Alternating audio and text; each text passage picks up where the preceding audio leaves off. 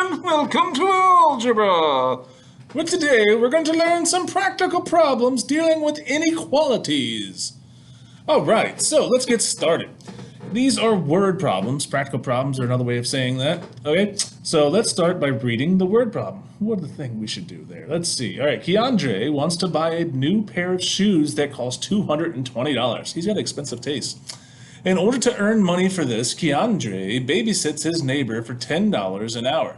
He has also saved up his monthly allowance, which totals $50. That's how much he has so far. All right, so what is the minimum number of hours he should babysit in order to be able to afford his shoes? All right, so let's see. Let's reread it and highlight some important information. All right, Keandre wants to buy some shoes that are $220. All right, in order to save up the money, he babysits for $10 an hour. That's important, and he already has $50 saved up. All right, then it says, what is the minimum number of hours they should babysit? So, all right, so what does X represent? So X represents what we don't know, what we're trying to figure out, right? And we're trying to figure out how many hours he needs to babysit, right? That's what it tells us right there, number of hours he needs to babysit. That's what we're trying to figure out. So that is what the X is going to symbolize, all right? And then what inequality should we use? Well, that might help us. This word right here, this minimum, will help us. Minimum means that he has to have a minimum of $220, right? So that means he can have $220 or more, right? So that means the inequality we need to use is greater than or equal to, because he can have equal to 220 and still get the shoes, but he could also get more than that and save up some more. All right, so what is our inequality then? Well, he's charging $10 an hour for babysitting, right? So $10 an hour for babysitting. So 10x, and then he also has $50 already that he's saved up. So he's adding $50 to that, and he wants his total to be greater than or equal to $220. All right. Now from here we can solve for x and figure out how many hours he has to work in order to afford these expensive shoes. All right. So what we can do here is we can solve this, right? We can get rid of this 50 by doing minus 50, and do the same thing on this side. Those 50s canceled out. I'm left with 10x over here.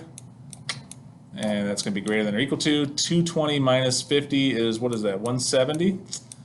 And then we want to get rid of that 10. So that means we want to divide. We're going to divide to get rid of those to leave me with x. And I'm going to do the same thing to this side. So 170 divided by 10 is 17. So it has to be x is greater than or equal to 17. So what are some possible solutions? How many hours could he possibly work? Well, he could work 17 hours, he could work 18 hours, he could work 19 hours, or he could work 20 hours, or he could work 21 hours, right? Anything greater than or equal to 17. All right, let's go on to the next one. Let's try another one. All right, this one says, Steve Conway wants his team to win at least 57 games this year. His team has already won 2 games this season, and there are 5 more months to play. Based on his goal, how many games must his team win per month? All right, so let's see. What's some important information here? Well, they wants to win at least 57 games. That's important. His team's already won 2 games. That's important. And there's 5 more months to play.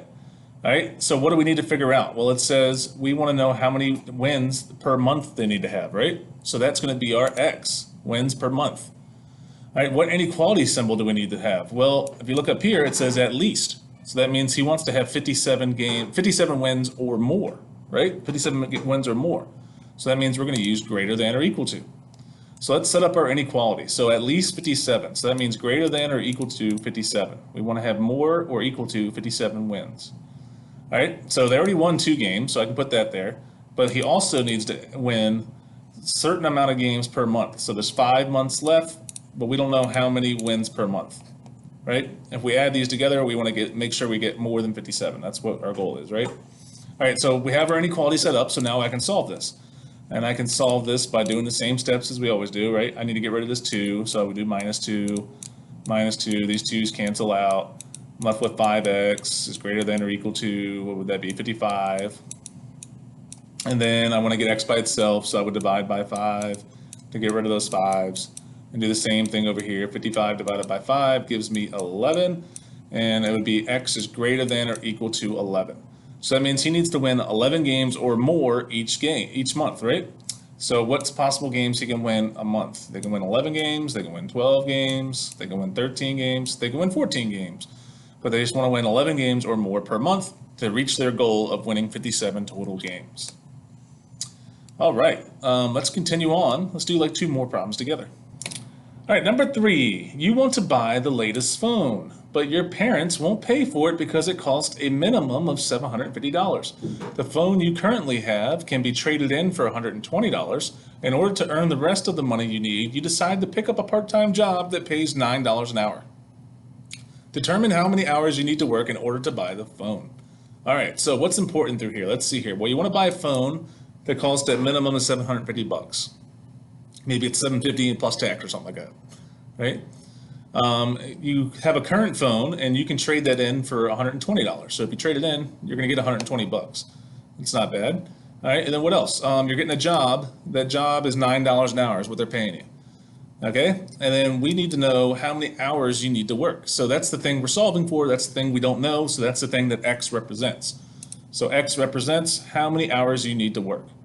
All right, so what inequality symbol do we need to use? Well, I see minimum here. Minimum means that we have to have 750 or more, right? So the symbol we would use is greater than or equal to again.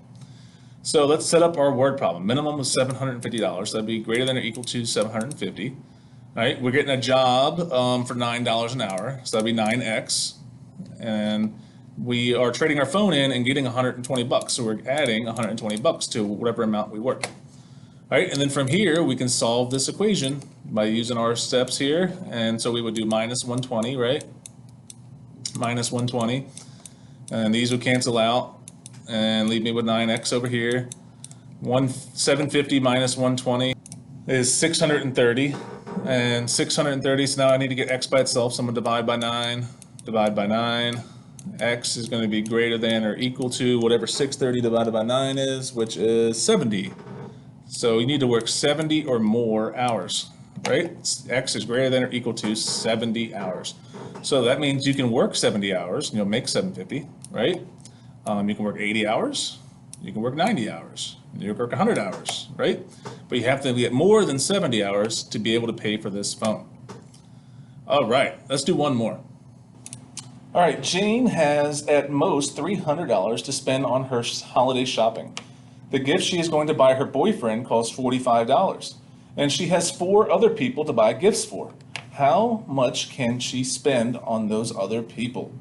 All right, so let's see. What's some important information? Well, I see $300 to spend. That's her budget, $300. She's buying her boyfriend a gift that costs $45, and she's buying gifts for 4 other people. Could be mom, dad, could be brother, sister, who knows? But it's 4 other people, right? And then what we need to figure out is how much she can spend on those other people. So that's what X is going to represent. X is going to represent how much she can spend on those other people to stay under her budget. All right, so what inequality symbol are we going to use? Well, there's a keyword up here. It says at most. At most means she can't go over $300. She only has $300 to spend. She can't spend more than that. So that means it has to be less than or equal to. So she can spend $300, but she can't go over that. That's all she has. So let's make our inequality. So that means that it's going to be less than or equal to 300 because we have to stay underneath our budget.